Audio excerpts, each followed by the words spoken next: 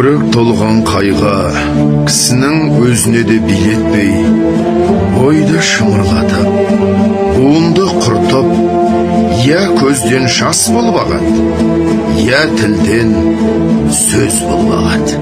Қазақтар, Құдай, жас баладай қайғысыз қыла көр деп, тілек тілегенін өзім көрдім.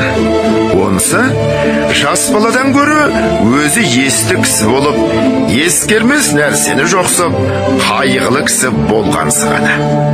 Қайғысы не десең, мақалдарынан танырсың. Түстік өмірің болса, күндік мал жей. Өзіңде жоқ болса, әкеңде жат. Мал адамның бауыр еті.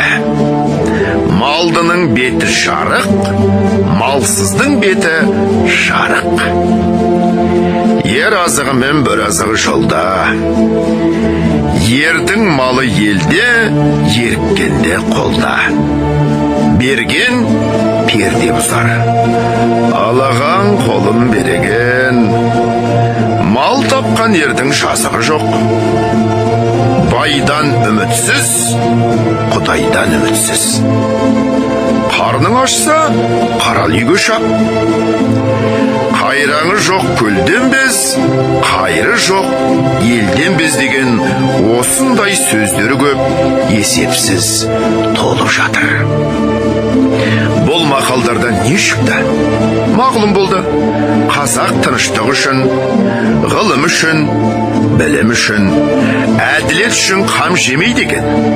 Бірақ мал үшін қам жейді екен.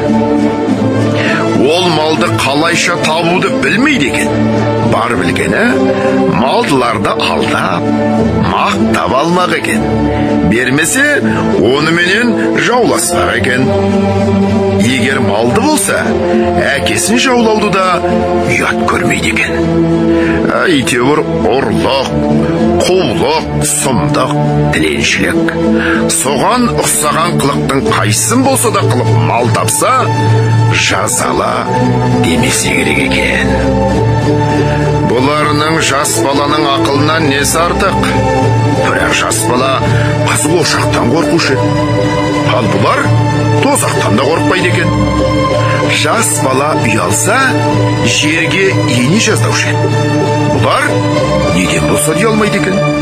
Сол ма артылғаны? Қолымыздағыны үлестіріп талатпасақ, бізде өзіңдей болмасақ безеді екен. Іздеген еліміз сол ма?